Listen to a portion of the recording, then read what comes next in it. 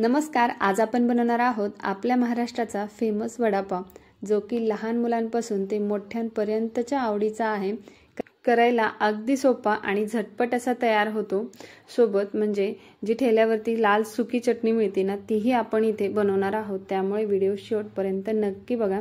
सगळ्यात आधी आपण इथे ठेचा वाटून घेणार आहोत. त्यासाठी मी इथे 5-6 हिरव्या मिरच्या तुकडे करून घेतलेल्या आहेत. कारण इथे खलबत्त्यामध्ये सगळ्या मिरच्या बसणार नव्हत्या, त्यामुळे अशा पद्धतीने तुकडे केले की व्यवस्थित वाटता येतात. आता नंतर यामध्ये 5-6 कढीपत्त्याचे पानं टाकून घेतलेत आणि थोडीशी कोथिंबीर टाकून घेतली आणि 5-6 लसणाच्या पाकळ्या टाकून घेतल्यात. हे सगळं आपल्याला बारीक असं वाटून घ्यायचे. तुम्ही वाटल्यास इथे मिक्सरच्या भांड्यामध्येही वाटून घेऊ शकता, परंतु खलबत्त्याची चव मस्त लागते. आता इथे कढई गरम करायला ठेवलेली होती. त्यामध्ये 1 चमचा तेल टाकून घेतलेले. तेल गरम झाले की त्यामध्ये जिरे मोहरी टाकून घ्यायचे. जिरे मोहरी व्यवस्थित तडतडली गेली की त्यामध्ये 1/2 चमचा हिंग टाकून घ्यायचे आणि नंतर वाटून घेतलेला ठेचा टाकून घ्यायचे. अशा पद्धतीने जर तुम्ही वाटून ठेचा टाकलात तर वडापावची चव दुपटीने वाढते आणि खूपच मस्त लागते. तुम्ही एकदा नक्की करून बघा. आता या पावसाळ्यामध्ये तर नक्कीच करा. इथेच मी आणखीन 2-3 कढीपत्त्याचे पानं अशा पद्धतीने तोडून टाकून घेत आहे. तुम्हाला टाकायचं असेल तर टाका किंवा नाही टाकलात तरी चालतं, परंतु मला कढीपत्ता आणि कोथिंबीर प्रत्येक भाजीमध्ये खायला खूपच आवडतं. आता इथेच आपण 1/2 चमचा हळद टाकून घेणार आहोत आणि चवीनुसार मीठ टाकून घेणार आहोत. अगोदर आपल्याला मिरचीचा ठेचा व्यवस्थित परतून घ्यायचा आहे, जोपर्यंत मिरचीचा कच्चेपणा जात नाही तोपर्यंत, आणि नंतर त्यामध्ये हळद मीठ टाकून घ्यायचे. आता इथे मी उकडलेले बटाटे टाकून घेतलेले आहेत. 5-6 बटाटे होते ते उकडून थंड करून घेतलेत आणि नंतर हाताने चुरून घेतलेत. असंही वड्यासाठी लागणारी भाजी थोडीशी मऊसरच असते आणि त्यामध्ये 1-2 बटाट्याच्या उभ्या फोडी असतील तर वडे खूपच छान लागतात. त्यामुळे हाताने चुरून टाकायचे बटाटे. आता इथे खलबत्त्यामध्ये 1 चमचा ओवा, 1 चमचा जिरे आणि 5-6 लसणाच्या पाकळ्या वाटून घेतलेल्या आहेत. इथे आपण जे वड्यांसाठी बॅटर आहे ते तयार करणार आहोत. त्यासाठी मी इथे एका मोठ्या भांड्यामध्ये बेसन घेत आहे. मोजून म्हटलं तर वाटीने 2 वाटी बेसन घेणार आहे. तुम्हाला किती प्रमाणात वडे बनवायचे त्यानुसार बेसन कमी जास्त घेऊ शकता. इथेच तुम्ही 1 चमचा तांदळाचं पीठ टाकून घेऊ शकता. मी त्याऐवजी 1 चमचा गव्हाचं आणि 1 चमचा ज्वारीचं पीठ टाकून घेतलेलं आहे. नंतर यामध्ये 1/2 चमचा हळद टाकून घ्यायचे आणि जे वाटून घेतलेलं आपण ओवा जिरेचं वाटण होतं ते यामध्ये टाकून घ्यायचे. अशा पद्धतीने ओवा जिरा आणि लसूण वाटून टाकला की बॅटरची चव मस्त लागते. आता इथे थोडं थोडं करून पाणी या पिठामध्ये टाकून घ्यायचे आणि आपल्याला हे पीठ हाटून घ्यायचे. एकदाच जर पाणी पिठामध्ये टाकलात तर त्याच्या गाठी फोडणं शक्य होत नाही. त्यामुळे थोडं थोडं करून पाणी टाकून हे पीठ चांगलं मस्त हाटून घ्यायचे, किंवा तुम्ही इथे हँड विस्करचाही वापर करू शकता पीठ हाटण्यासाठी, जेणेकरून गाठी होणार नाहीत.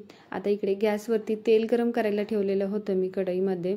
नंतर त्यामध्ये अशा पद्धतीने आपल्याला पीठ टाकून घ्यायचं जे आपण हाटून घेतलेलं होतं वड्यांसाठी ते. ही अशा पद्धतीची बुंदी किंवा तुम्ही शेव म्हणू शकता. हे आपण लाल सुक्या चटणीसाठी बनवणार आहोत. याला चांगलं मस्त लाल रंग येईपर्यंत आणि कुरकुरीत होईपर्यंत तळून घ्यायचे. आता इथे तळलं गेलेलं होतं मी एका झाऱ्याच्या मदतीने व्यवस्थित काढून घेते आणि याच्यातलं आपल्याला तेल निसरून घ्यायचे, म्हणजेच व्यवस्थित तेल काढून घ्यायचे आणि ते थंड होत आहे तोपर्यंत आपण इथे वडे बनवून घेऊया.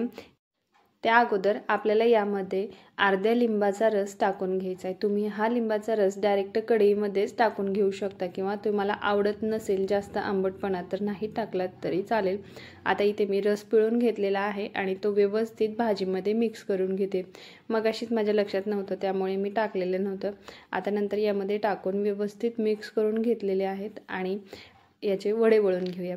वडे वळतानाही तुम्हाला लहान मोठे केवढे बनवायचे त्यानुसारही वळू शकता, किंवा मग तुम्ही याला थोडंसं थापटून चपट्या आकारामध्येही वळून घेऊ शकता. मी इथे चांगले मस्त गोल आकारामध्ये वडे वळून घेतलेले आहेत. आता इकडे आपण एका मिक्सरच्या भांड्यामध्ये तळून घेतलेली बुंदी टाकून घेतलेली, 2 चमचा लाल तिखट आणि 10-12 लसणाच्या पाकळ्या टाकून घेतल्या आणि नंतर चवीनुसार मीठ टाकून घ्यायचे आणि हे सगळं आपल्याला मिक्सरला थोडंसं जाडसर असं वाटून घ्यायचं. ही बनवलेली चटणी तुम्ही 15 ते 20 दिवस फ्रीजमध्ये ठेवून खाऊ शकता. भातासोबतही खायला खूप छान लागते.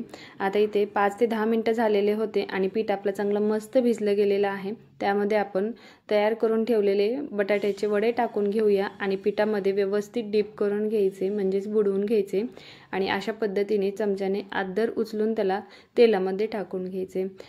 वडे तळण्यासाठी तेल आपल्याला चांगलं मस्त कडकडीत गरम करून घ्यायचे आणि एकदा वडे तेलामध्ये टाकले की अगदी लो फ्लेमवरती हे वडे आपल्याला तळून घ्यायचे आणि नंतर वडे टाकले की आपल्याला झाऱ्याने अशा पद्धतीने वड्यांवरती ही तेल टाकून घ्यायचे, जेणेकरून वरूनही वडे व्यवस्थित थोडेसे पचले जातील किंवा मग तळले जातील।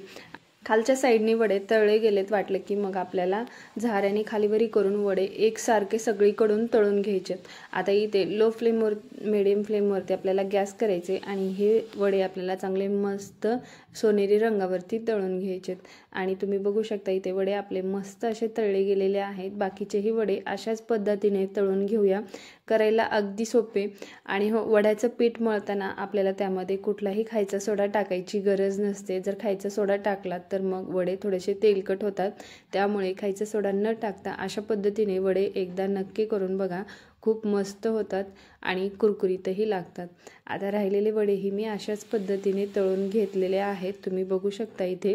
आणि नंतर हिरव्या मिरच्याही थोड्याशा मी तळून घेतलेल्या आहेत।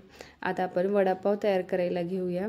त्यासाठी मी इथे हिरवी चटणीही बनवलेली होती आणि तुम्हाला जर हिरव्या चटणीची रेसिपी पाहिजे असेल तर मला कमेंट करून सांगा, मी नक्की ते शेअर करेन। वडापाव बनवणं अगदी सोपं आहे, म्हणजेच पावला मधून कट करा आणि वडा घाला आणि मस्त एन्जॉय करा। आता इथे मी पाव कट करून घेतलेला आहे आणि त्याला आणखीन टेस्टी बनवण्यासाठी आपण इथे खालच्या साईडनी हिरवी चटणी लावून घेणार आहोत आणि वरच्या साईडनी सॉस लावून घेणार आहोत। तुम्ही डायरेक्ट वडा टाकूनही खाऊ शकतात, तेही मस्त लागतात। आता इथे मी सॉस ते लावून घेतलेलं होतं आणि नंतर आपण यामध्ये वडे ठेवून घेऊया। वडे ठेवल्यानंतर आपण तयार करून घेतलेली सुकी लाल चटणी टाकून घेतलेली आहे आणि नंतर थोडीशी बुंदी टाकून घेऊया आणि मग मस्त एन्जॉय करा तळलेल्या हिरव्या मिरची सोबत। व्हिडिओ आवडला असेल तर लाईक करा, शेअर करा, सबस्क्राईब करा।